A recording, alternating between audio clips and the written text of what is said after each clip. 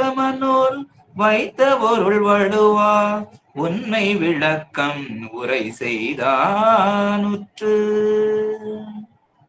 திருச்சிற்றம்பலம். பன்மை தரும் ஆகமனோல் வைத்த பொருள் வழுவா உண்மை விளக்கம் உரை செய்ய திண்மதம் சேர் அந்தி நிற தந்திமுக தொந்தி வயிற்று ஐங்கரனை பந்தமர புந்தியுள் வைப்பாம். திருச்சிற்றம்பலம். அடியார் பெருமக்கள் அனைவருடைய திருவடிகளையும் வணங்கி திருவருளும் குருவருளும் கூட்டிவிக்க இந்த உண்மை விளக்கம் என்னும் சாத்திர நூலை நாம் சிந்தித்து வந்து கொண்டிருக்கின்றோம். திருவருளையும் குருவருளுக்கும் திருவடிகளை வணங்கி 24வது சன்னிதானம் அவர்களுடைய திருவடிகளையும் வணங்கி உண்மை விளக்கம் அருளி செய்த மனவாசகம் கடந்தார் ஐயா அவர்களுடைய திருவடிகளையும் வணங்கி அடியார் பெருமக்கள் அனைவருடைய திருவடிகளையும் மீண்டும் ஒரு முறை வணங்கி இந்த உண்மை விளக்கம் எனும் சாத்திர நூலை நாம் சிந்திக்கலாம்.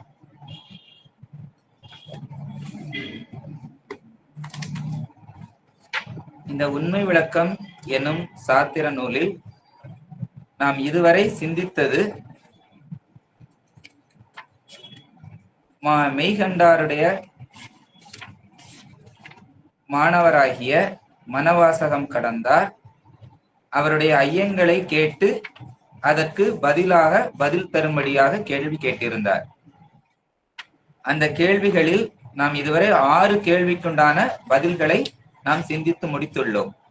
இப்பொழுது 7வது கேள்வியாக நாதனுடைய 5 எழுத்து, அந்த 5 எழுத்துக்கள் என்ன என்று கேட்கின்றார். அந்த 5 எழுத்துக்களை பற்றி எனக்கு விரிவாக சொல்லுங்கள் என்று கேட்கின்றார். முதலில் தத்துவங்களை கேட்டார், தத்துவங்களை சொல்லியாயிற்று. ஆணவத்தை கேட்டார், ஆணவத்தை சொல்லியாயிற்று. வினைகளை கேட்டார், வினைகளை சொல்லியாயிற்று. அடுத்து நான் ஏது, நான் எப்படிப்பட்டவன் என கேள்வி கேட்டார், அதற்கும் பதில் கொடுத்தாயிற்று. நீ ஏது, பெருமானை யார் என்று கேட்டார், பெருமான் எப்படிப்பட்டவர் என்று கேட்டார், அதற்கு தகுந்த பதிலை சொல்லிவிட்டார்.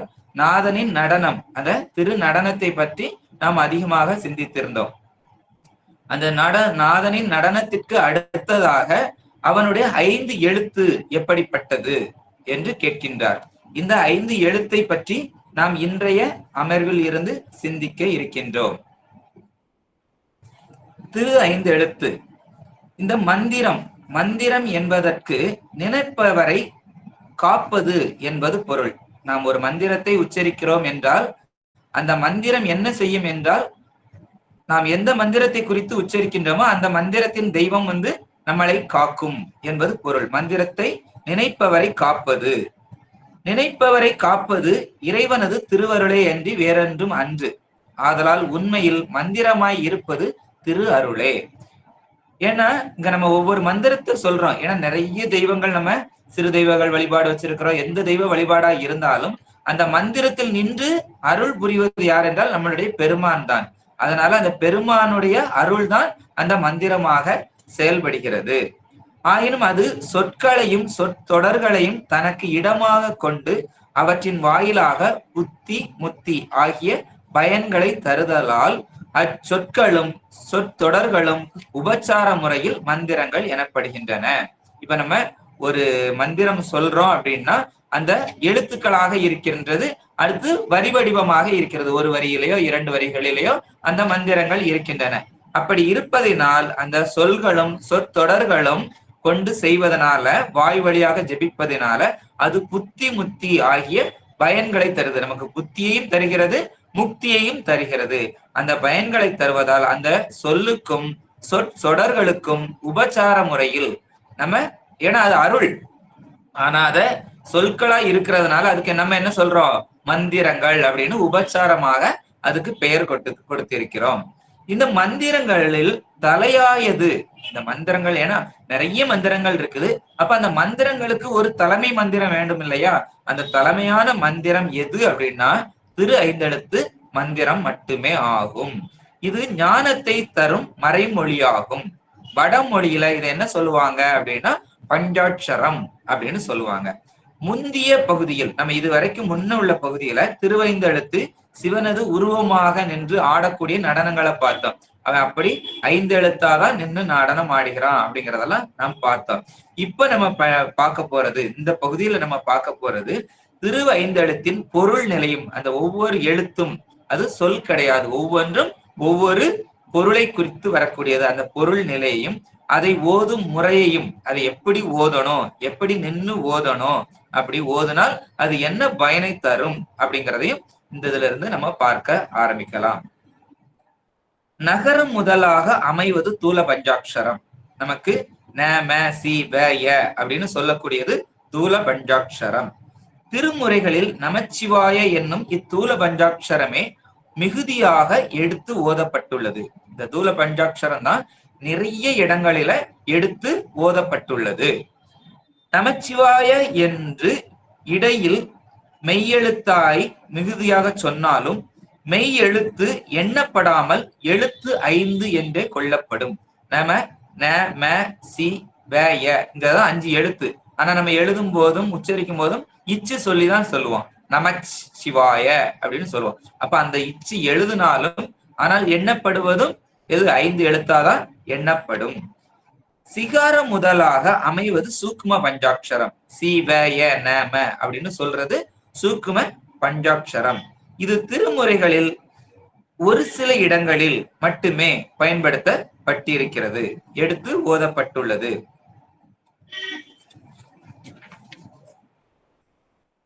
இந்த எழுத்துக்கள் நமச்சிவாய எழுத்துக்கள் திரு 5 எழுத்து மந்திரத்தை சிகாரம் முதலாக கொண்டு நோக்கினால் அம்மந்திரம் 3 கூறாய் நிற்பது புலனாகும். அந்த மந்திரத்தை பிரிச்சு பார்த்தோம் அப்படின்னா 3 கூறாக பார்க்கலாம். சி வ என்பது முதல் கூறு, ஏ என்பது 2ஆம் கூறு, ந ம என்பது 3ஆம் கூறு. 3ஆ பிரிக்கலாம். சி வ அப்படின்னு ஒரு பகுதியாகவும், ஏவ மட்டும் ஒரு பகுதியாகவும், ந ம அப்படிங்கிறத ஒரு பகுதியாகவும் 3 பகுதிகளாக நாம் பிரிக்கலாம். சி வ என்பது பதியையும், அதாவது பெருமானை குறிப்பதும், ஏ என்பது பசுவையும், பசுவாகிய ஆன்மாக்களையும், ந ம என்பது பாசத்தையும் குறிப்பதாக வருகிறது. அப்பம் பதி பசு பாசம் என்ற முப்பொருளை சொல்லுவது இந்த நமச்சிவாய மந்திரம். இதில் உள்ள சி என்பது சிவனையும், வ என்பது அவனுடைய அருள் சக்தியையும் குறிக்கக்கூடியது. அது பதியை குறிப்பதாக வரக்கூடிய சொற்களாக அமைந்துள்ளது. ஏ என்பது ஆன்மா, ஆன்மாவை குறிக்கக்கூடியதாக வருகிறது. அடுத்து 3ஆவது பகுதியாக உள்ள ம ந ம அப்படிங்கிறதுல ம என்பது ஆணவத்தையும், ந என்பது திரோதான சக்தியையும் குறிக்கும். இந்த திரோதான சக்தி மாயை கண்மங்களை கருவியாக நிற்கிறதுனால அது ஒரேதான் திரோதான சக்தியாக பார்க்கப்படுகிறது. அப்பம் பாசத்துல உள்ள ந ம இது பாச பகுதியாக வருகிறது. ஏ என்பது ஆன்மாவாக வருகிறது. சி வ என்பது சிவமாக பார்க்கப்படுகிறது, அருள் பதியாக பார்க்கப்படுகிறது. இந்த யகாரம் ஆகிய உயிர் பின்னுள்ள மகரம் ஆகிய ஆணவ மலத்திடப்பட்டு அறியாமையில் அழுந்தியும், நகாரம் ஆகிய இறைவனது திரோதான சக்தியால் செலுத்தப்பட்டு மாயை கண்மங்களை பொருந்தி உலக நுகர்ச்சியில் அழுந்தியும் வரும். எனவே நம ஆகிய எழுத்துக்களும் முறையே சகல நிலையையும் கேவல நிலையையும் குறிக்கின்றன என்பது புலனாகும். நம்மளுடைய உயிர் ந ம வில் அழுந்தி இருக்கும் நிலையே கட்டு நிலையாகும். இந்த உயிர் ஏ என்பது இந்த பக்கம் வந்தா ந ம கூடதுல நிற்கும் போது அது கட்டு நிலையை குறிக்கிறது. இந்த ஏ ஆகிய உயிருக்கு முன்னுள்ள சி வ என்பவை தந்தையும் தாயுமாய் உள்ள சிவமும் அதனை பிரியாத திருவருளும் உயிர் உணர்வில் உடன் கலந்திருப்பதை உணர்த்தும். உயிர் தனக்கு முன்னாக உள்ள அம்மையப்பரை தன் அறிவின் கண் காண முற்பட்டால் உலகத்தை மட்டுமே அறிந்து அனுபவித்து வருகிறது, முற்படாமல் உலகத்தை மட்டுமே அறிந்து அனுபவித்து வருகிறது. உயிர் நமவை விடுத்து வா ஆகிய திருவருளை சார்ந்து நிற்பதே சுத்த நிலையாகும். திருவருள் உயிரை சிவத்திடம் சேர்ப்பிக்கும். உயிர் சிவத்தில் அழுந்தி நிற்பதே இன்புறு நிலையாகும். அப்போ இந்த ஆன்மா எங்கு சார்கிறதோ அதன் வடிவமாக மாறுகிறது. மேவில் சார்ந்தால் அது உலகத்தை உணரும்படியாக அமைகிறது. சீவ அதன் பக்கம் சார்ந்தால் அருளை உணர்ந்து சிவத்தில் இன்புறு நிலையை அடைகிறது. அதனாலதான் நம்ம ஆன்மாவை என்ன சொல்லுகிறோம், சார்ந்ததின் வண்ணம் அப்படின்னு சொல்றோம். எங்க சார்ந்து நிற்கிறதோ அதுபடியே அதில் அழிந்து நிற்கும். ஆன்மாவிற்கென்று தனிமையாக நிற்கக்கூடிய தகுதி இல்லாமல் நிற்கின்றது. எதனுடையாவது பற்றுக்கொடி, பற்று ஒரு செடி எப்படி ஒரு கம்பை சுற்றி நிற்பதோ அதுபோல இந்த ஆன்மா ஒரு கொடி போலதான் நிற்கும். எதை பற்றி நிற்கின்றதோ அதை சார்ந்தே நிற்கப்படுகிறது. அப்படி என்றால் சிவத்தை சார்ந்து, சிவ என்ற சிவமும் அருள் சக்தியுமாய் இருக்கக்கூடிய அந்த பதியை சார்ந்து இருந்தால் பதிக்கு அடங்கி இருக்கின்றது. அல்லது இந்த ந பாசப்பொருள்களுடன் சார்ந்தால் அந்த பாசத்தில் அழுந்தி அதற்கு கீழாக வியாபகப்பட்டு இருக்கின்றது, வியாபியப்பட்டு இருக்கின்றது. வியாபகமாக இல்லாமல் வியாபியப்பட்டு இருக்கின்றது.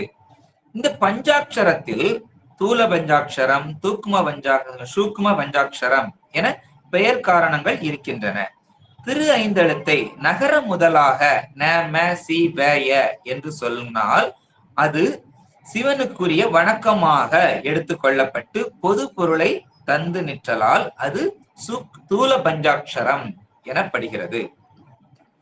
இந்த தூல பஞ்சாட்சரம் ஓத ஓத இந்த உலக பற்றுகளை குறைவாக கொஞ்சம் கொஞ்சமாக குறைப்பதற்குண்டான தகுதியை தருகிறது.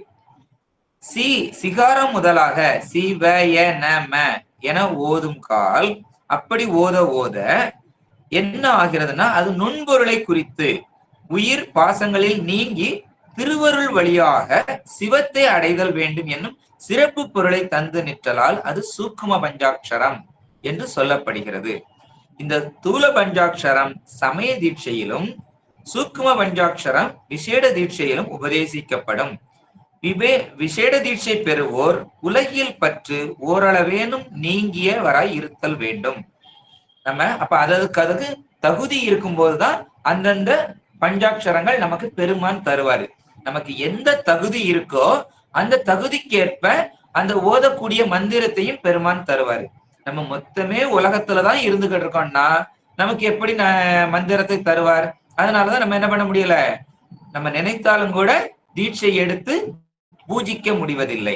நமக்கு அந்த தகுதி வரும்போது யார் மூலமாவது நம்ம அதை கேள்விப்பட்டு இங்க இது நடக்குது அங்க அது நடக்குதுன்னு கேள்விப்பட்டு அந்த வாய்ப்பை தந்து பெருமானிடத்தில் போய் நம்ம என்ன பண்றோம், தீட்சை பெறுகிறோம். அந்த தீட்சை பெற்று சமய தீட்சை முதலில் பெறும் பொழுது நமக்கு என்ன உலக பற்றுகள் கொஞ்சம் கொஞ்சமாக குறைய ஆரம்பிக்கிறது. நம்ம ஏற்கனவே பார்த்தோம், அந்த நடனத்தில் பார்த்தோம்.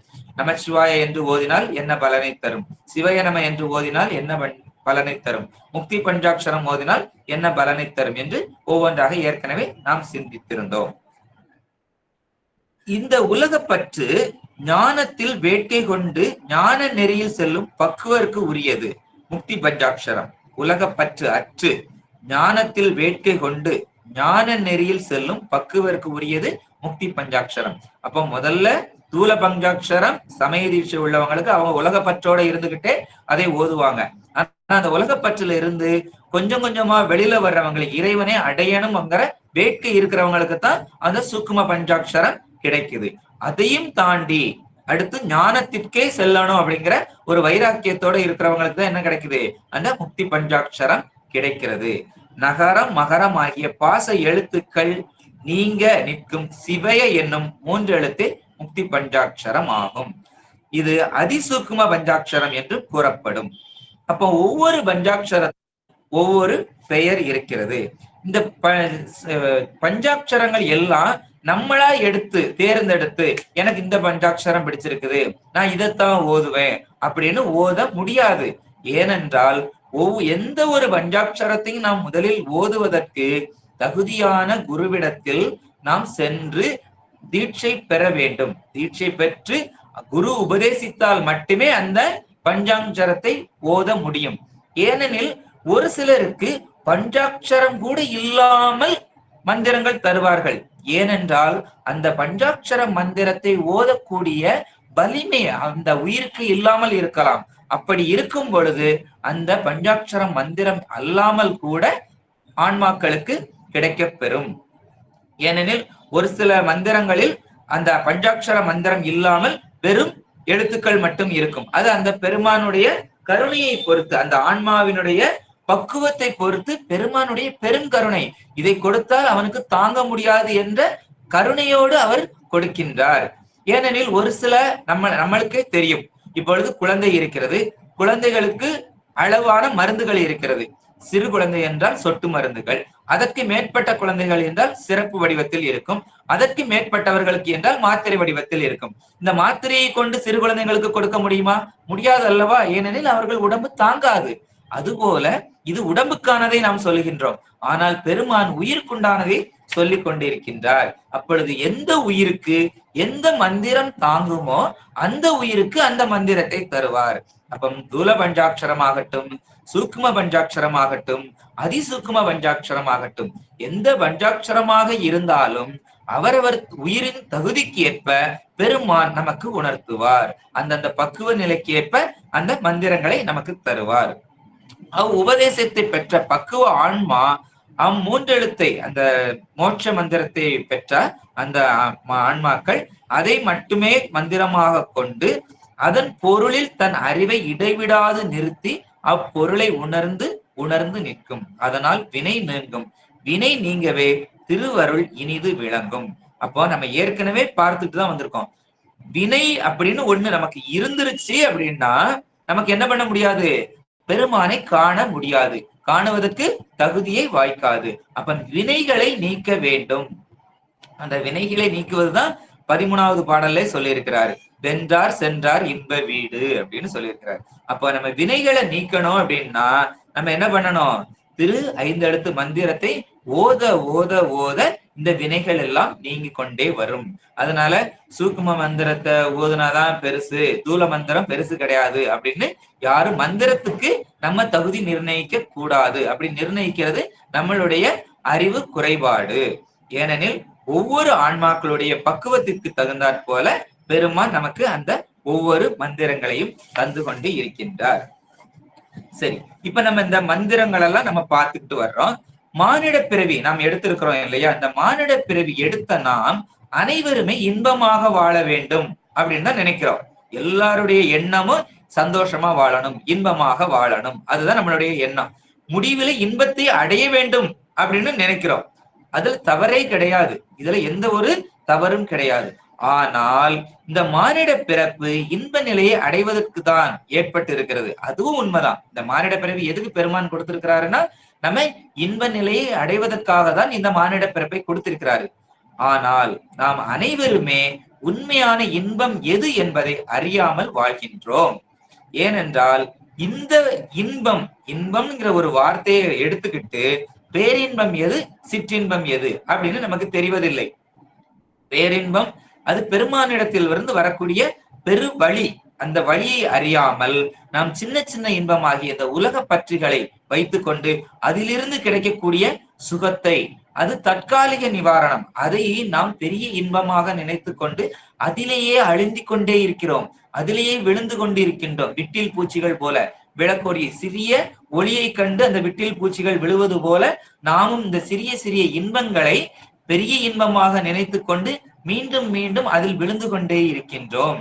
அப்படி என்றால் இந்த நிலையை பார்க்கும் பொழுது நம்முடைய நிலை ரொம்ப பரிதாபத்திற்குரிய நிலையாக இருக்கின்றது. அப்படி இந்த நிலை, இந்த இன்பம் எந்த இன்பம், சிற்ற இன்பமா இல்ல பேரின்ப நிலையை அடைவதற்கான வழியா, எது என்பதை நாம் உணர வேண்டும். உலக பொருள்களினால் வரும் இன்பமே பேரின்பம் என்று மதிமயங்கி கொண்டு விடுகிறோம். ஏனெனில் இது பிறவா நெறி அல்ல. நமக்கு பிறவா நெறி என்று அல்லது பேரின்ப பெருவாழ்வு என்று ஒன்று உண்டு. அதன் பிறப்பருக்கும் பெருநடனம் என்று நாம் பார்த்தோம். பிறப்பை அறுக்கக்கூடிய பெரிய ஒரு நடனம், அந்த நடனத்தை கண்டவர்களுக்கு பிறப்பே இல்லை என்று பார்த்தோம். அப்படிப்பட்ட ஒரு பேரின்ப பெருவாழ்வு ஒன்று உண்டு. அதை அடையும் வழிகள் பலவாக இருக்கின்றன. நாம் ஒரு வழிதான் என்று சொல்ல முடியாது. ஏனெனில் இப்பொழுது மதுரைக்கு செல்ல வேண்டும் என்றால் நாகர்கோயிலில் இருந்து திருநெல்வேலி தூத்துக்குடி வழியாகவும் செல்லலாம், நாகர்கோயிலில் இருந்து தென்காசி வழியாகவும் செல்லலாம், நேராக திருநெல்வேலி விருதுநகர் வழியாகவும் செல்லலாம். அப்படி வழிகள் பலவாக இருந்தாலும் அடையும் இடம் ஒன்றாகவே இருக்கின்றது. இந்த பேரின்ப பெருவாழ்வு என்பது இறைவனை சென்றடையும் புனித நிலையாகும். இந்த நிலையை எய்துவதற்கு பல வழிகள் இருப்பினும் இறைவனுடைய நாமத்தை மறவாமல் எக்காலத்திலும் ஜெபித்து கொண்டே இருப்பதே எளிய வழியாகும். ஏனெனில் ஒவ்வொரு யுகத்திற்கும் யுக தர்மம் என்று ஒன்று உண்டு. ஒவ்வொரு யுகத்திற்கும் தர்மம் வேறுபடுகின்றது. யுகங்கள் 4. அந்த 4 யுகத்திலும் நாம் இப்பொழுது வாழ்ந்து கொண்டிருப்பது கலியுகம். முதல் யுகமாக கிருத யுகம். கிருத யுகத்தில் தியானம் தவம் செய்ய வேண்டும். காட்டில் சென்று பல வருடங்கள், பல 100 வருடங்கள், பல 1000 வருடங்கள் ஒற்றை காலில் நின்று தவம் செய்தவர்களை நாம் ஏற்கனவே படித்திருக்கின்றோம். நிறைய புராணங்களில் படித்திருக்கின்றோம். அப்படி தவம் செய்தால்தான் இறைவனை அடைய முடியும். அப்படி என்றாலும் இறைவனை காண முடியும். அவர்களிடத்திலிருந்து வரங்கள் பெற்றார்கள் என்றெல்லாம் புராணங்களில் நிறைய படித்திருக்கிறோம். அந்த யுகத்திற்கு தர்மம் அது, தவம் செய்தே ஆக வேண்டும்.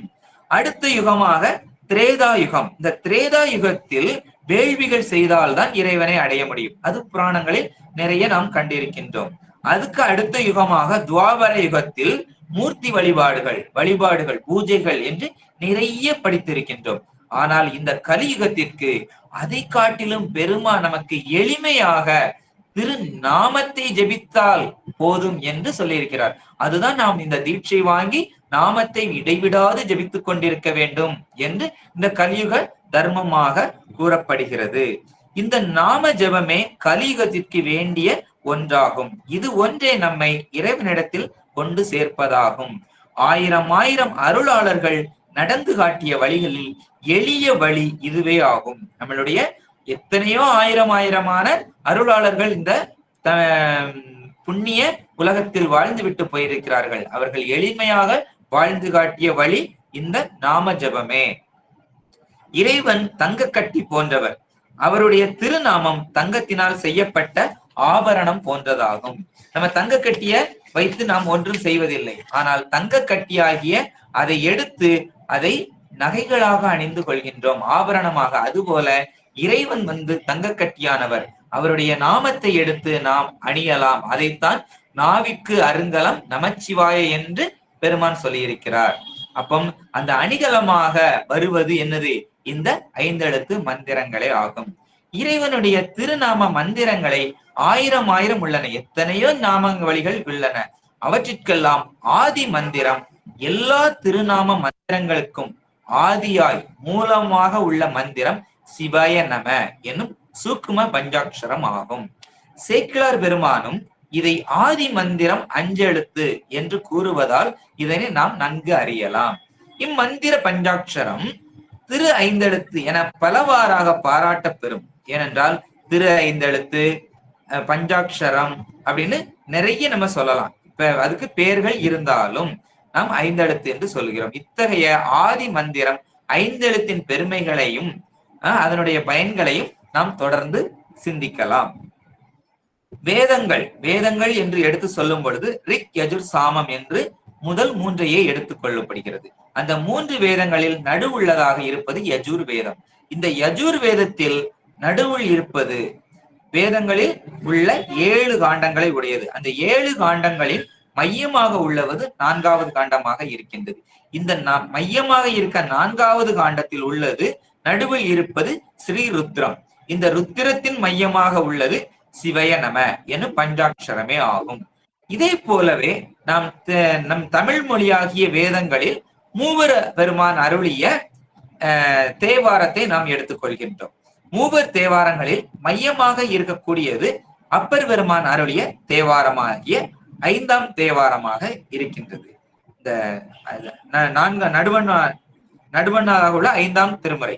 இந்த 5ஆம் திருமுறையில் உள்ள தேவாரம் 51 பதிகங்களில் அதில் 11 பாடல்களை உடையது.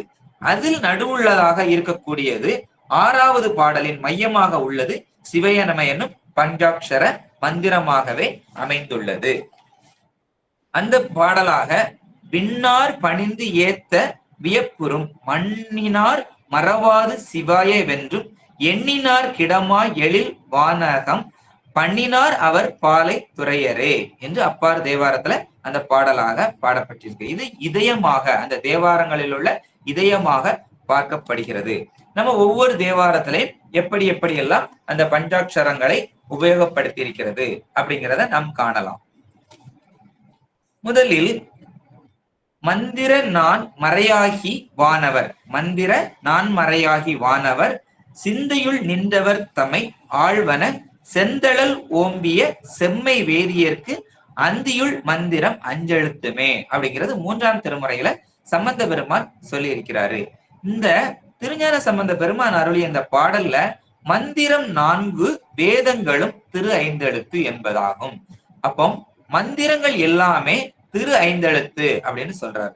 அழல் ஓம்பி செந்நெறி நிற்கும் வேதியருக்கு 3 சந்தியா காலங்களிலும் செபிக்கத்தக்க மந்திரம் திரு ஐந்தெழுத்தே என்பது தெளிவாக பெறப்படுகிறது.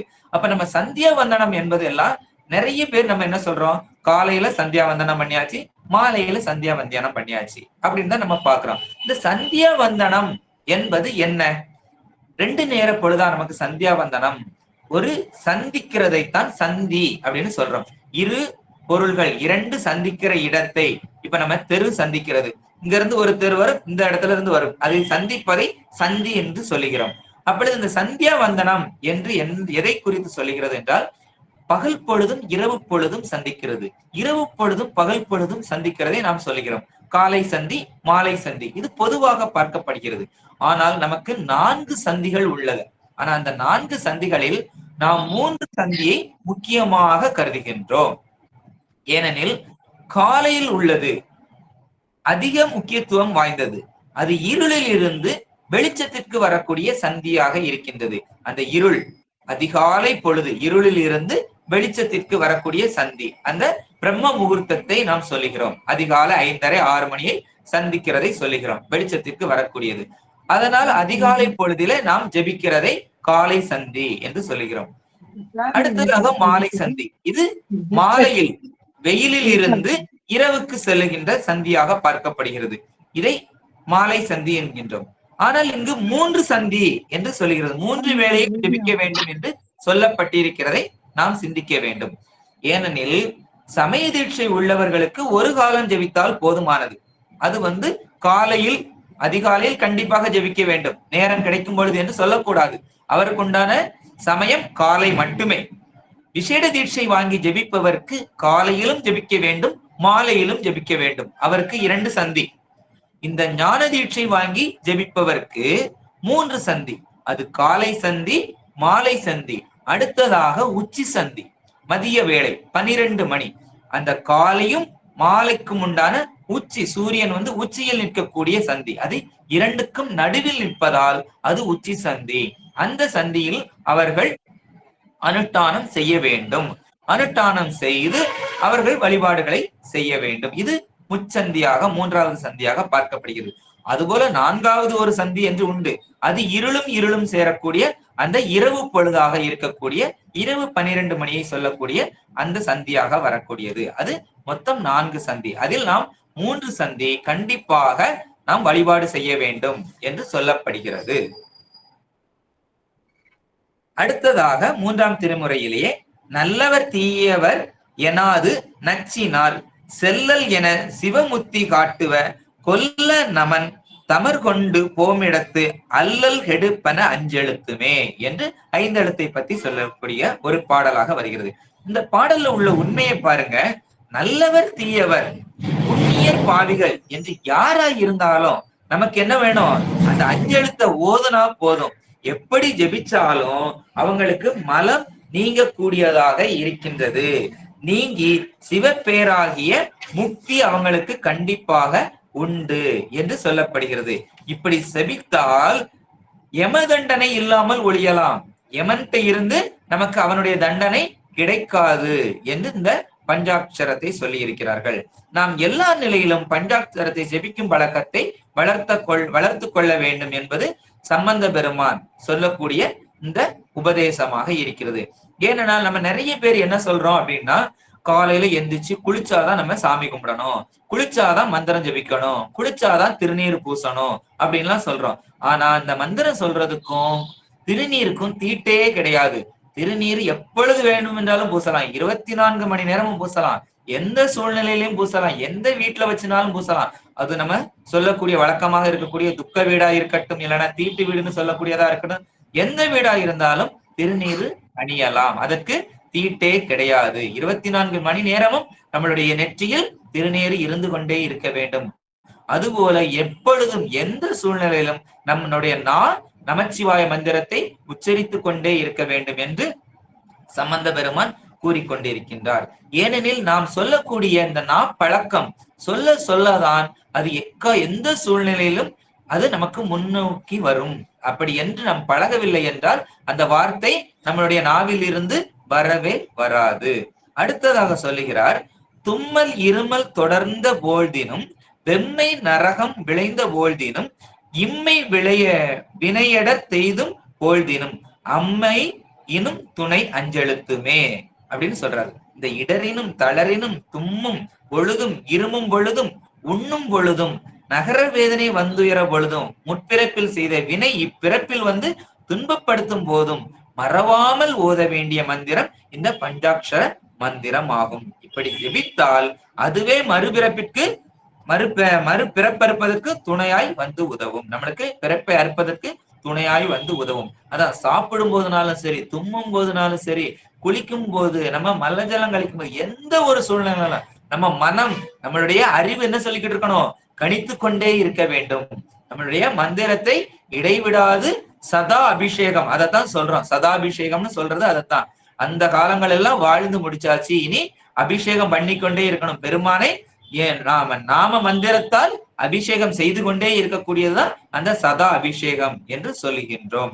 அப்படி என்றால் இந்த மந்திரம் நமக்கு எவ்வளவு உறுதுணை செய்கிறது என்று பாருங்கள். அடுத்ததாக, துஞ்சலும் துஞ்சல் இல்லாத போழ்தினும் நெஞ்சகம் நைந்து நினைமின் நாள்தொறும் வஞ்சகம் மற்ற அடி வாழ்த்த வந்த கூற்று அஞ்ச உதைத்தன அஞ்செழுத்துமே என்று சொல்லுகிறார். இது தூங்கும் பொழுதும் அஞ்செழுத்தை நினைக்க வேண்டும் அப்படின்னு சொல்றாரு. தூங்கும் போது நம்ம எப்படி நினைக்க முடியும்? நம்ம தான் தூங்கிட்டோம்னா நமக்கே தெரியாது அப்படின்னு நம்ம சொல்லலாம். ஆனா அது அப்படி கிடையாது. தூங்குவதற்கு முன்பாக நாம் என்ன பண்ணணும், இந்த 5 எழுத்து மந்திரத்தை ஜெபித்து கொண்டே தூங்க வேண்டும். அதைத்தான் சொல்றாங்க. அந்த காலத்துல எல்லாம் என்ன செய்வாங்க அப்படின்னா, தாத்தா பாட்டி எல்லாம் நீதி கதைகளை பேரன் பேத்திகளுக்கு சொல்லி கொடுப்பாங்க. அந்த குழந்தைகளும் நீதியாக வாழ்ந்து வந்தன. அதனாலதான் நம்ம தாத்தா பாட்டி, நம்ம பெற்றோர்கள் எல்லாம் என்ன எப்படி இருப்பாங்க, கொஞ்சம் நேர்மையா இருக்கிறவங்களா தெரியும். ஆனா இப்ப எல்லாம் நம்ம டிவியில பாக்குற சீரியல்கள்னால அதை கடைசியா பார்த்துட்டு அப்படியே போய் தூங்குறோம். ஏன்னா தாத்தா பாட்டி கதை சொல்லி கொடுத்தா பேரன் பேத்தி கேட்கறதுக்கு விருப்பம் இல்ல, யாரும் அட்வைஸ் பண்றது பிடிக்கிறது இல்ல. அதனால நம்ம என்ன பண்றோம், அந்த கதைகளையும் அந்த டிவியில ஓடக்கூடிய கதைகளையும் அப்படியே கேட்டுட்டு போய் படுக்கிறதுனால நம்மளுடைய மனம் என்ன ஆகுது, யாரை கெடுக்கலாம், எப்படி வஞ்சகம் செய்யலாம் அப்படிங்கிறத உள்மனம் ஆழ்மனம் அதை வாங்கி வச்சுக்கிட்டு அதை இரவுல பூரா ஓட்டிக்கொண்டே இருக்கிறது. அதனாலதான் அந்த காலத்துல தலையணை மந்திரம்னு ஒண்ணு உண்டு. அந்த தலையணை மந்திரங்கிறது எது அப்படின்னா, படுக்கிறதுக்கு முன்னாடி அந்த நீதி கதைகளை பேசுவது. நீதிகளை பத்தி பேசும் பொழுது அந்த மனம் என்னாகும், அதை சிந்தித்து கொண்டு ஆழ்மனத்திடத்தில் செல்லும். அப்ப இரவு பொழுது ஃபுல்லா அந்த ஆழ்மனம் அதை திரும்ப திரும்ப அசை போட்டு கொண்டே இருக்கும். அந்த திரும்ப திரும்ப நீதிகளை அசை போட்டு கொண்டே இருந்ததால் அந்த காலத்துல எல்லாம் எப்படி இருந்தாங்க, கூட்டு குடும்பமா இருந்தாங்க, ஒற்றுமையா இருந்தாங்க, யாருக்கும் வஞ்சகம் செய்ய மாட்டாங்க, எப்பொழுதும் பக்தி நாமத்துல இருந்தாங்க. ஆனா இப்ப எல்லாம் அந்த தலையணை மந்திரங்கிறது எப்படி மாறி போச்சுன்னா, தொலைக்காட்சி பெட்டியில உள்ளதெல்லாம் படுத்து கிடந்துகிட்டே பாக்குறோம், படுத்து கிடந்துகிட்டே பார்த்துட்டு அப்படியே தூங்கி போயிடுறோம். அதனால அதுல உள்ள மந்திரங்கள்லாம் என்ன ஆகுது, அந்த தொலைக்காட்சி செய்திகளை நம்ம ஆழ்மனத்துல பதிஞ்சு நம்மளோட குடும்பங்களுடைய பிரிவுகளுக்கும் நம்மளுடைய துன்பங்களுக்கு காரணமாக அமைகிறது. அடுத்து இன்னும் எளிமையா சொல்றதா இருந்தா, நம்ம குழந்தைகள் எல்லாம் விளையாடுவாங்க. விளையாடும் போது என்ன செய்வாங்க, பகல்ல ரொம்ப அதிக ஆர்வத்தோடு விளையாண்ட விளையாட்ட ராத்திரி புலம்புவாங்க, தூக்கத்துல புலம்புவாங்க.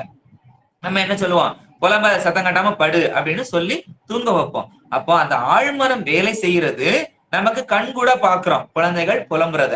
இதே மாதிரிதான் நம்மளும் புலம்புவோம், அது நமக்கு தெரிவதில்லை. சரியா?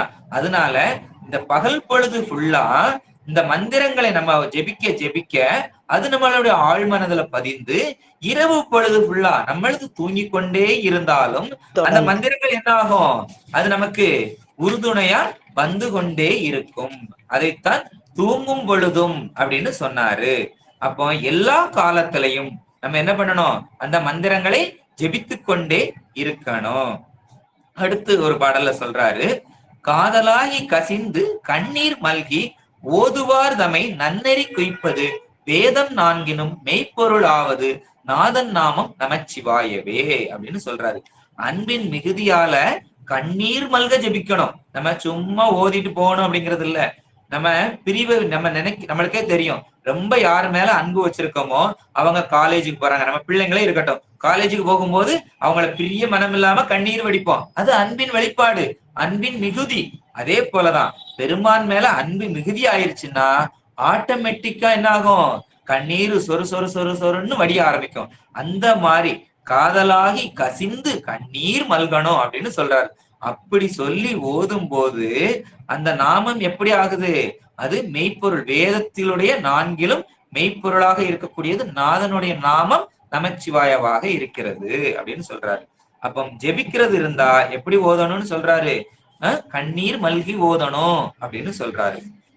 அடுத்த ஒரு பாடல்ல இயமன் தூதரும் அஞ்சுவர் இன் சொல்லால் நயம் வந்து ஓத வல்லார் தமை நன்னினால் நியமத்தால் நினைவார்க்கு இனியன் நெற்றி நயனன் நாமம் நமச்சிவாயவே அப்படின்னு சொல்றார். அனுதினமும் பஞ்சாட்சரம் ஜபிப்பதையே நியமமாக கொண்ட சிவனே செல்வர்களை யாரு வந்து சேர மாட்டார்கள்? யம தூதர்கள் வந்து பிடிக்கவே வர மாட்டார்கள். ஜெபிப்பவர்களை கண்டா வந்து வணங்கிட்டு போவாங்க அப்படின்னு சொல்றாரு. ஏன்னா நமக்கு எவ்வளவு கஷ்டம் இருந்தாலும் அது பறந்து போகும். ஆடி மாத காற்றுல அம்மியே பறக்குமா, அது போல நம்மகிட்ட இருக்கிறதெல்லாம் இந்த சின்ன சின்ன மாசுகள் தான். அப்ப அந்த மாசுகள் எல்லாம் அந்த ஜெபம் செய்ய செய்ய காற்றுல பறக்கக்கூடிய தூசி மாதிரி பறந்து போயிரும் இந்த பஞ்சாட்சரத்தை ஜெபிக்கிறதுனால அப்படின்னு சொல்றாரு.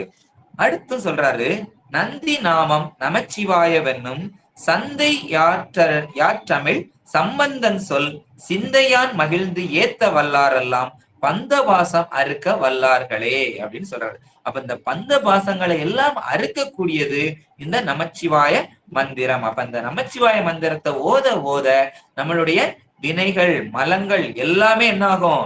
விட்டு போய்விடும் அப்படின்னு சொல்றாரு.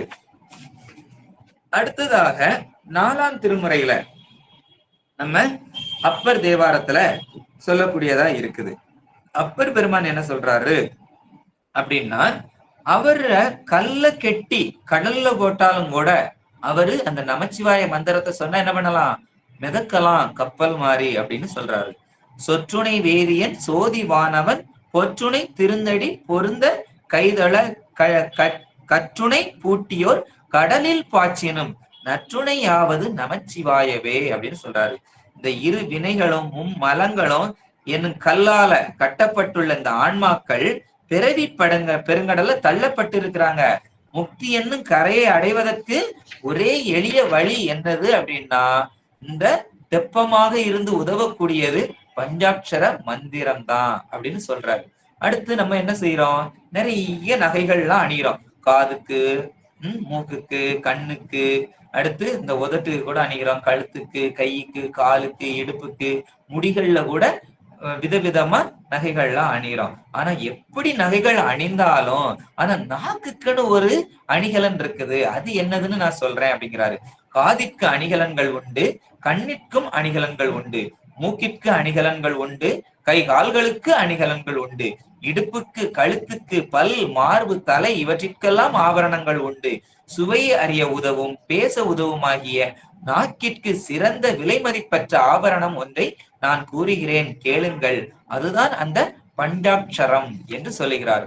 பூவினுக்கு அருங்கலம் பொங்கு தாமரை, ஆவினுக்கு அருங்கலம் அரணஞ்சாடுதல், கோவினுக்கு அருங்கலம் கோட்டம் இல்லது, நாவினுக்கு அருங்கலம் நமச்சிவாயவே என்று சொல்லுகிறார். அப்ப நாவுக்கு அருங்கலமாக இருக்கக்கூடியது அது நமச்சிவாய என்னும் மந்திரம் அப்படின்னு சொல்றாரு. அடுத்து ஒண்ணு சொல்றாரு, யாருக்கும் எதற்கும் பயப்படவே தேவையில்லை. நம்ம எல்லாம் எதற்காகவும் பயப்படக்கூடாது, யாருக்காகவும் பயப்படக்கூடாது அப்படின்னு சொல்றாரு. ஏன்னா பிறவிகள் தோறும் எண்ணில்லா பாவம் செய்தவர்கள். நம்ம எல்லாம் சின்ன சின்ன பாவம் இல்லை, நிறைய பாவம் செஞ்சிட்டோம். இப்ப என்ன பாவத்தை செஞ்சிட்டோம்? ஏற்கனவே நிறைய பெருக்கி வச்சிருக்கிறோம். அதனால நம்ம எல்லாம் பயப்பட தேவையே இல்லை. ஆனாலும் அதையெல்லாம் அறுக்கக்கூடியது, அதையெல்லாம் அழிக்கக்கூடியதற்கு ஒரே ஒரு மந்திரம் இருக்கு. அந்த மந்திரத்தை சொன்னா போதும், நம்மளுடைய அந்த வினைகளை எல்லாம் அறுத்து பெருமான்ற போயிடலாம் அப்படின்னு சொல்றாரு. விண்ணுற அடுக்கிய விறகின் வெவ்வழல் உண்ணிய புகிலவை ஒன்றுமில்லையாம் பண்ணிய உலகினின் பயின்ற பாவத்தை நன்னி நின்று அறுப்பது நமச்சிவாயவே அப்படின்னு சொல்றாரு. அப்ப அந்த நமச்சிவாய மந்திரத்தை சொன்னா நம்மளுடைய எல்லா வினைகளையும் அறுக்கலாம் அப்படின்னு சொல்றாரு. அடுத்து அடுத்து சொல்றாரு பாருங்க, 1000 காகங்கள் கூடி இருந்தாலும் ஒரு கல்லில் முன் நிற்காது. நம்ம ஒரு மரத்துல காக்கா கூட்டம் இருக்கும், நம்ம ஒரு கல்லை கொண்டு எரிஞ்சா அவ்வளவு காக்கைகளும் பறந்து போயிரும். அதுபோல நிறைய பஞ்சு மூட்டை விறகு எல்லாம் அடுக்கி வச்சிருந்தாலும் ஒரு தீக்குச்சிக்கு முன்னாடி அது நிக்க முடியாது, அவ்வளவு எரிஞ்சு சாம்பலா போயிரும். அது போல நம்ம பல பிறவிகள்ல எவ்வளவு எவ்வளவு செஞ்சு வச்சிருந்தாலும் இது என்ன செய்யும், இந்த நமச்சிவாய மந்திரத்தை சொன்னா எல்லாம் தூசியா போயிரும் அப்படின்னு அந்த பாட்டுல சொன்னாரு. அதே போல அடுத்த பாடல்ல சொல்றாரு பாருங்க, இல்லக விளக்கது இருள் கெடுப்பது, சொல்லக விளக்கது சோதி உள்ளது, பல்லக விளக்கது பலரும் காண்பது, நல்லக விளக்கது நமச்சிவாயவே. நல் அகம் பாசம் நீங்கிய மனதை உடைய ஆன்மா, அதான் நல் அகம் அப்படின்னு சொல்றாரு. இந்த மனதுக்கு எது வேணும், நமச்சிவாயம் இருந்தா நம்ம இறைவனை பார்க்க முடியும். நல்லக விளக்கு அதான் என்னது, பஞ்சாட்சரத்தை குறிப்பிடுகிறார் அப்பர். இருளை போக்குவதற்கு, வெளியில உள்ள இருளை கெடுப்பதற்கு விளக்கு வேணும். அதே போல நமக்கு என்ன வேணும், நம்மளுடைய அகத்தில் உள்ள அழுக்குகளை நீக்குவதற்கு இந்த பஞ்சாட்சரம் என்னும் ஒரு விளக்கு வேணும். இத நம்ம பிடிச்சுக்கிட்டோம் அப்படின்னா என்ன ஆகும், நம்மளுடைய அகத்துல உள்ள அழுக்குகள் எல்லாம் போய்விடும் அப்படின்னு சொல்றாரு. அடுத்து, கருவாய் கிடந்துன் களலே நினையின் கருத்தடையேன் உருவாய் தெளிந்துன் நாமம் பயின்றேன் உனதருளால் திருவாய் பொலிய சிவய நம என்று நீரணிந்தேன் தருவாய் சிவகதி நீ பாதிரி புலியூர் அரணே அப்படின்னு பாடுறாரு. அப்ப அந்த பாதிரி பிரியூர் இங்க இருக்கக்கூடிய பெருமான் எனக்கு அந்த அருளை தருகிறாரு அப்படின்னு சொல்றாரு. அதே போல 5ஆம் திருமுறையிலையும் சொல்றாரு, ஏதும் ஒன்றும் அறிவிலராயினும் ஓதிய அஞ்செழுத்தும் உணர்வார்களுக்கு பேதமின்றி அவரவர் உள்ளத்தே மாதும் தாமும் மகிழ்வர் மாட்பேரரே அப்படின்னு சொல்றாரு. எத்தகைய அறிவு இருந்தாலும் சரி, அவங்களுக்கு நல்ல அறிவு தான் இருக்கணும், ரொம்ப சிறந்தவருக்கு மட்டும்தான் இந்த பஞ்சாட்சரம் அப்படின்னு கிடையாது.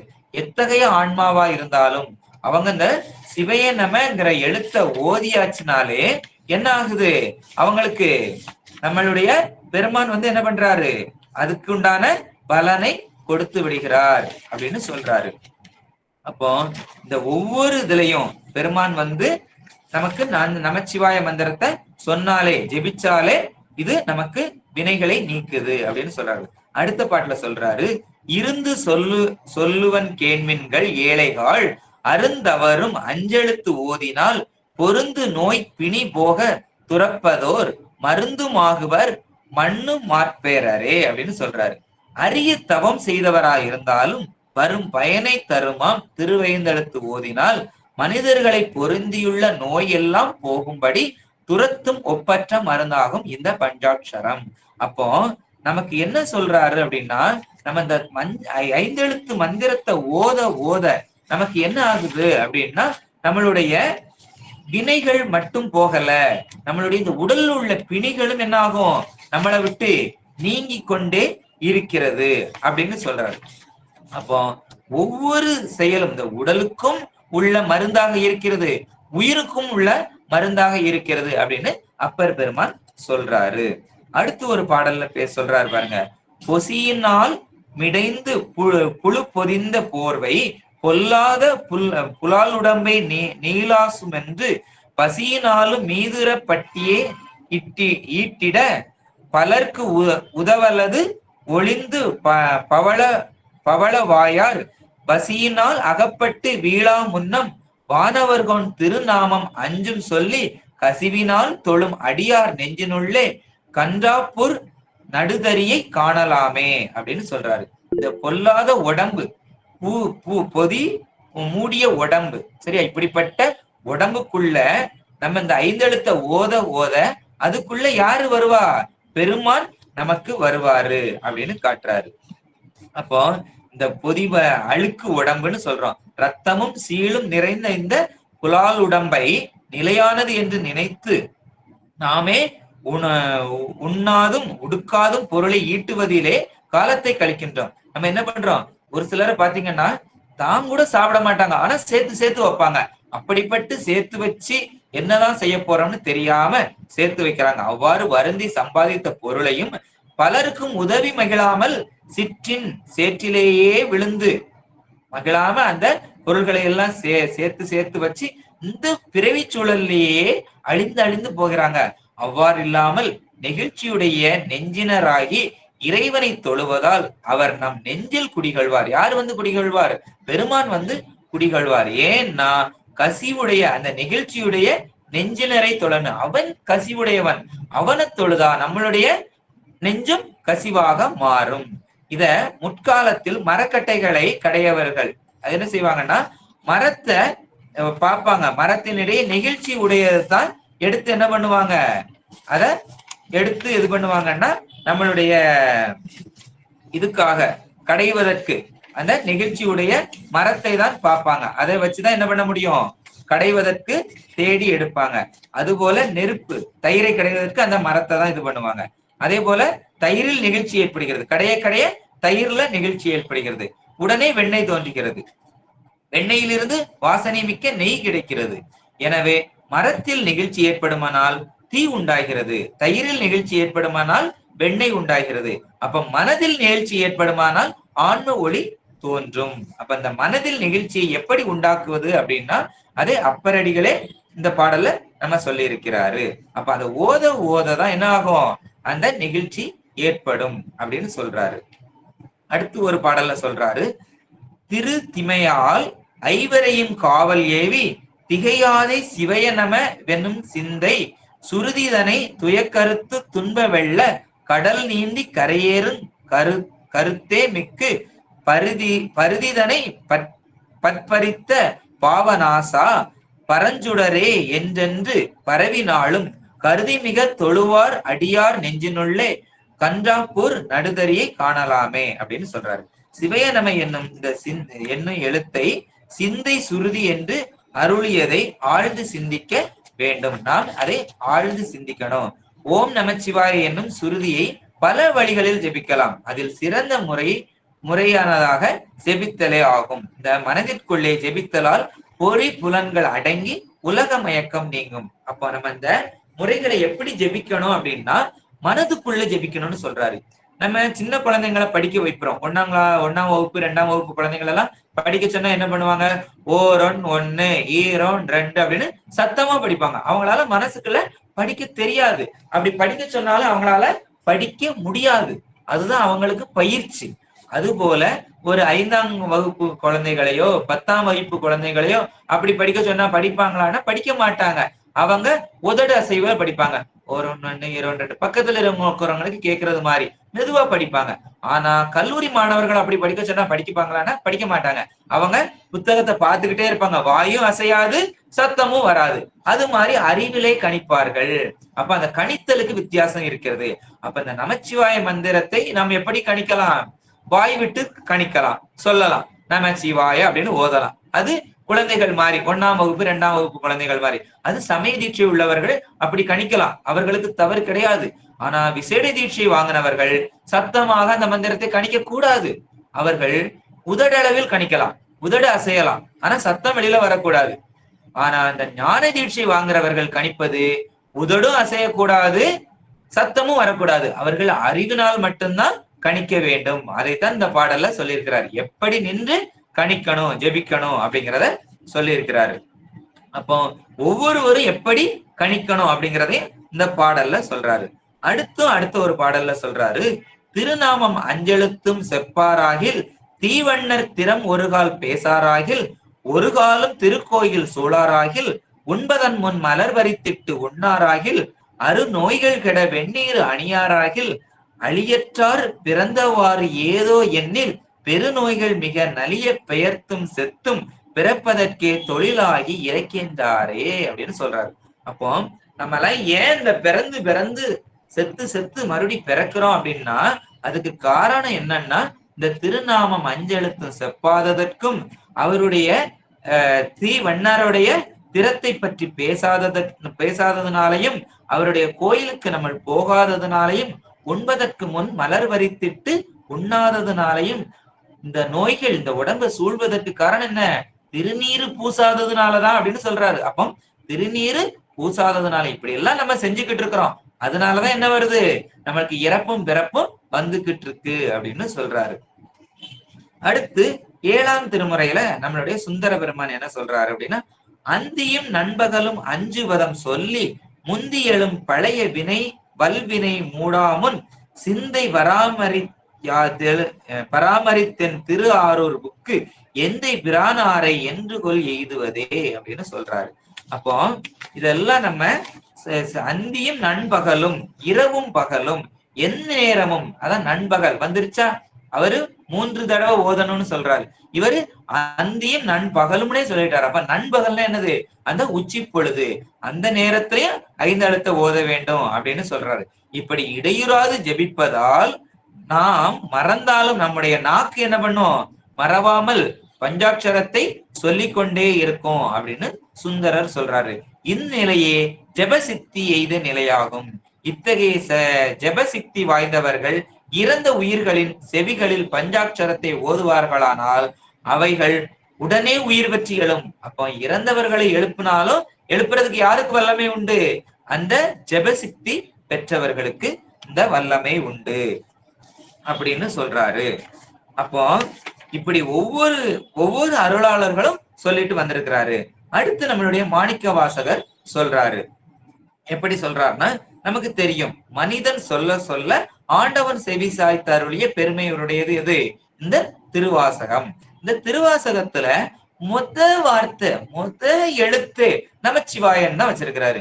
நமசிவாய வாழ்க நாதந்தாள் வாழ்க அப்படின்னு. அப்ப அது எவ்வளவு வலிமை வாய்ந்ததா இருந்தா அந்த எழுத்த முத எழுத்தா வச்சே பெருமான் சொல்லி இருப்பாருன்னு பாருங்க. அப்ப அப்படிப்பட்ட மந்திரமாக அது இருக்கிறது. அடுத்து சொல்றாரு, நானேயோ தவம் செய்தேன் சிவைய நம என பெற்றேன் தேனா என் அமுதமமாய் தித்திக்கும் சிவபெருமான் தானே வந்து எனது உள்ளம் புகுந்து அடியேற்கு அருள் செய்தான் ஊனாரும் உயிர் வாழ்க்கை ஒரு தன்றே வெறுத்திடவே அப்படின்னு சொல்றாரு. அப்ப அந்த சிவயனமை என்னும் 5 எழுத்தை ஜெபிப்பதற்கு பல பிறவிகளில தவம் செஞ்சிருக்கணும். இப்பெல்லாம் நம்ம மானிடரா பிறந்தாலே பல பிறவிகள தவம் செஞ்சிருந்தாதான் என்ன பண்ண முடியுது? மனிதரா பிறக்க முடியுது. அப்படி மனிதரா பிறந்தாலும் எல்லாருக்கும் அந்த பாக்கியம் இருக்கா? இல்ல. ஏன்னா எத்தனையோ மனிதர்கள் எங்க பிறந்திருக்கிறாங்க? வேற வேற நாடுகள்ல பிறந்திருக்கிறாங்க, வேற வேற மதங்கள்ல இருக்கிறாங்க. ஆனா நம்ம சைவத்துல இருக்கிறோம். நம்ம இந்த இந்து சமயத்துல இருந்தாலும் நம்ம சைவத்துக்குள்ள இருக்கிறோம். நம்ம இதுல இருந்தாலும் எத்தனையோ புற சமயங்கள்ல இருக்கிறோம், வெளி சமயங்கள்ல இருக்கிறோம். வைணவர்களா இருக்கிறாங்க, வேற வேற சமயங்களை சிறு தெய்வங்களை வழிபட்டுக்கிட்டு இருக்கிறாங்க. ஆனா அப்படியெல்லாம் இல்லாம நம்ம சைவ சமயத்துக்குள்ள இருக்கிறோம். அப்ப சைவ சமயத்துக்குள்ள இருந்தும் பிறப்பினால சைவமா இருக்கிறது முக்கியம் இல்ல, உண்மை சைவரா இருக்கணும்னு சொல்றாரு. மாமிசம் சாப்பிடாம இருந்தா சைவமானா அதுவும் இல்லை அப்படின்றாரு. அப்போ சைவமே இருந்தாலும் 3 சைவமா சொல்றாரு. பிறப்பு சமயமா இருக்குது, மாமிசம் சாப்பிடாம இருந்தா சைவம்னு சொல்றாரு. ஆனா உண்மை சைவம் எது? பெருமானுடைய நாமத்தை ஓதக்கூடியதா என்னது? உண்மை சைவம் அப்படின்னு சொல்றாரு. அப்ப அப்படி உண்மை சைவமா நாம இருக்கணும் அப்படின்னு சொல்றாரு. அப்ப இந்த உண்மை சைவமா இருக்கிறதுக்கு நமக்கு எத்தனை பெருமை பிறவி எடுத்து எத்தனை புண்ணியம் செஞ்சிருந்தா இந்த பெருமானுடைய நாமத்தை ஓதக்கூடிய தகுதி பெற்றிருப்போம். ஆனா அப்படிப்பட்ட நாமத்தை ஓதுவதற்கு தகுதி இருந்தும் ஓதாமல் இருப்பது எவ்வளவு பெரிய குற்றமாக இருக்கிறது என்று நாம் சிந்திக்க வேண்டும். அப்போ எண்ணிலே திரு நாமம் 5 எழுத்தும் என் ஏழைமை அதனாலே அப்படின்னு சொல்றாரு. அப்ப அந்த 5 எழுத்துங்கிறது எப்படி ஏழையாக உள்ளவரா இருந்தாலும் இந்த பஞ்சாட்சரத்தை ஓதலாம். ஏழைங்கிறது எது சொல்லுகிறது? அறிவில் ஏழை. நம்ம பணம் பொருளை சொல்லக்கூடியது கிடையாது. அறிவில் ஏழை, அன்பில் ஏழையை சொல்லக்கூடியதா இருக்கிறது. தனியேனேன் பெரும் பிறவி பெவ்வத்து தடம் திரையால் எற்றுண்டு பற்று ஒன்றன்றி கனியை நேர் துவர்வாயார் என்னும் காலால் கலக்கொண்டு காமவான் சுரவின் வாய்ப்பட்டு இனி என்னே உய்யுமாறு என்றெண்ணி 5 எழுத்தின் புனைபடித்து கிடைக்கின்றேனே முனைவனே முதல் அந்தம் இல்லாமல் கரை காட்டி ஆட்கொண்டாய் மூர்க்கனேற்கே அப்படின்னு சொல்றாரு. இது மாணிக்க வாசகர் தான் சொல்றாரு. அப்ப இந்த பிறவியாகிய பெருங்கடலில் நாம் துணையாக வரக்கூடியது எது? அதுல அழுந்தி கிடக்கிறோம். ஆனா அதுக்கு துணையாக வரக்கூடியது இந்த அஞ்செழுத்து தான் அப்படின்னு சொல்றாரு. இந்த மாதர் மயக்கம், புயல் காற்று வீசுகிறது, ஆசை எனும் சுறாமீன் வட்டு விழுங்க வருகிறது, இப்படி கரை சேருவதற்கு நமக்கு பாதுகாப்பே இல்லாம இருக்கிறது. அப்படி பாதுகாப்பே இல்லாம இருக்கக்கூடியதுல தெப்பமாக வரக்கூடியது எது அப்படின்னா இந்த ஐந்தெழுத்தாதான் இருக்கக்கூடியதாக இருக்கிறது. இப்படியெல்லாம் இந்த ஐந்தெழுத்து நமக்கு வந்து உதவுகிறதா இருக்கிறது. அடுத்ததாக நம்ம என்ன பண்றோம், இனி பஞ்சாட்சரத்தை ஜெபிப்பதால வரும் பயனாக இருக்கக்கூடியத 9ஆம் திருமுறையில நம்ம கருவூர் தேவர் எப்படி சொல்றாரு அப்படின்னு பார்க்கலாம். தஞ்சையில முதலாம் ராஜராஜ சோழன் காலத்தில் வாழ்ந்த கருவூர் தேவர் திருவிசைப்பா மூலம் அறியலாம். அதை எப்படி சொல்றாரு அப்படின்னா, முதலாம் ராஜராஜ சோழன் தஞ்சை பெருவுடையாருக்கு அஷ்டபந்தன மருந்து சாத்தினார். பல முறை சாத்தியும் அந்த மருந்து இருகாமல் இலகி கொண்டேதான் இருக்கிறது. அதனால இந்த அரசன் அளவிலா துயர் அடைந்தார், ரொம்ப துயரம் அடைந்தார். இதனை அறிந்த போக முனிவர் பொதிய மலையில இருந்து கருவூர் தேவரை தஞ்சைக்கு வருமாறு அழைத்து அருளினார். குருவின் ஆணைப்படி தஞ்சை வந்த கருவூர் தேவர் தமது அருளால் அஷ்டபந்தன மரத்தை இறுகும்படி செய்த மாதவர் ஆவார். அப்படி அந்த ஐந்தெழுத்தை ஜெபிப்பதால் வரும் பயனாக கருவூர் தேவர் இந்த பாடல்ல நமக்கு சொல்றாரு. அற்புத தெய்வம் இதனின் மற்றுண்டே அன்பொடு தன்னை அஞ்செழுத்தின் சொற்பதத்துள் வைத்துள்ளம் அள்ளுறும் தொண்டருக்கு என் திசை கனகம் பற்பத குவையும் பைம்பொன் மாளிகையும் பவள வாயவர் பனை முலையும் கற்பக பொழிலும் முழுதும் மாங்கங்கையும் கொண்ட சோலை சரத்தானே அப்படின்னு சொல்றார்.